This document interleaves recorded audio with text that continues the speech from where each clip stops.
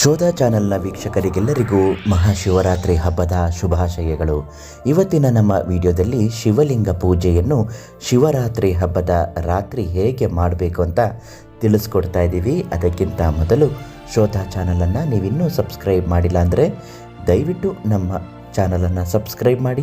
ಇಂಥದ್ದೇ ಅನೇಕ ಮಾಹಿತಿಗಳು ಬರುತ್ತೆ. ಶಿವರಾತ್ರಿಯ ಹಬ್ಬದ ರಾತ್ರಿ ಶಿವಪೂಜೆಯನ್ನು ಹೇಗೆ ಮಾಡಬೇಕು ಅಂತ ಓದಾದರೆ, ಮೊದಲು ಪೂಜೆಯ ಸ್ಥಳವನ್ನು ಸ್ವಚ್ಛಗೊಳಿಸಿ ರಂಗೋಲಿಯನ್ನು ಬಿಡಿಸಬೇಕು. ತಾಮ್ರ ಅಥವಾ ಬೆಳ್ಳಿಯ ತಟ್ಟೆಯನ್ನು ಶಿವಲಿಂಗವನ್ನು ಇರಿಸಲು ತರಬೇಕು. ಪೂಜೆಗೆ ಬೇಕಾದ ಅಗತ್ಯ ವಸ್ತುಗಳಾದ ಶುದ್ಧ ಜಲ, ಹಾಲು, ಮೊಸರು, ಜೇನುತುಪ್ಪ, ತುಪ್ಪ, ಸಕ್ಕರೆ, ಪಂಚಾಮೃತ, ಬಿಲ್ವಪತ್ರೆ ಹಾಗೂ ಭಸ್ಮವನ್ನು ಸಿದ್ಧಪಡಿಸಿಕೊಳ್ಳಬೇಕು.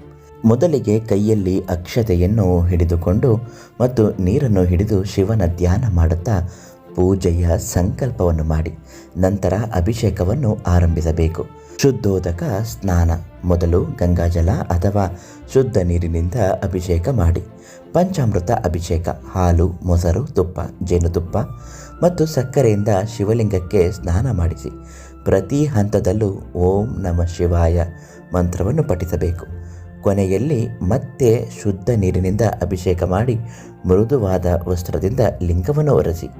ಅಭಿಷೇಕದ ನಂತರ ಶಿವನಿಗೆ ಅತ್ಯಂತ ಪ್ರಿಯವಾದ ವಿಭೂತಿ ಭಸ್ಮ ಇಂದ ಶಿವನಿಗೆ ಧರಿಸಿ ಗಂಧ ಮತ್ತು ಅಕ್ಷತೆಯನ್ನು ಅರ್ಪಿಸಬೇಕು. ಈಗ ಶಿವನಿಗೆ ಅತ್ಯಂತ ಪ್ರಿಯವಾದ ಬಿಲ್ವಪತ್ರೆಯನ್ನು ಅರ್ಪಿಸುವ ಸಮಯ.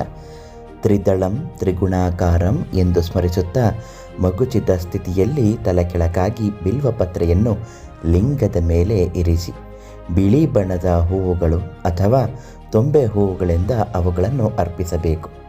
ನೈವೇದ್ಯ ಮತ್ತು ಆರತಿಯನ್ನು ಹೇಗೆ ಮಾಡಬೇಕು? ಶಿವನಿಗೆ ಸಾತ್ವಿಕವಾದ ನೈವೇದ್ಯವನ್ನು ಅರ್ಪಿಸಬೇಕು. ಅಂದರೆ ಹಣ್ಣುಗಳು ಅಥವಾ ಪಾಯಸವನ್ನು ಅರ್ಪಿಸಬಹುದು.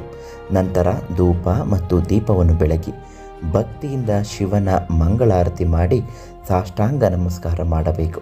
ನಿಮ್ಮ ಇಷ್ಟಾರ್ಥಗಳು ಈಡೇರಿಸುವಂತೆ ಪ್ರಾರ್ಥಿಸಬೇಕು. ಶಿವನು ಎಂದಿಗೂ ಯಾವುದೇ ಕಾರಣಕ್ಕೂ ಆಡಂಬರದ ಭಕ್ತಿಗೆ ಒಲೆಯುವವನಲ್ಲ.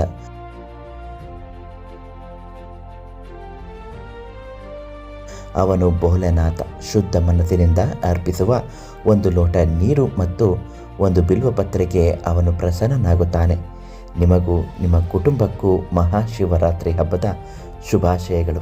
ಈ ಮಾಹಿತಿ ನಿಮಗೆ ಇಷ್ಟ ಆದಲ್ಲಿ ಶೋಧ ಚಾನಲಿಗೆ ಒಂದು ಲೈಕ್ ಮಾಡಿ, ಕಮೆಂಟ್ ಮಾಡಿ ಮತ್ತು ನಮ್ಮ ಚಾನಲನ್ನು ಸಬ್ಸ್ಕ್ರೈಬ್ ಮಾಡಿ. ಈ ವಿಡಿಯೋನ ಬೇರೆಯವರೊಂದಿಗೂ ಹಂಚಿಕೊಳ್ಳಿ. ಶೋಧ ಸದಾ ನಿಮ್ಮೊಂದಿಗೆ.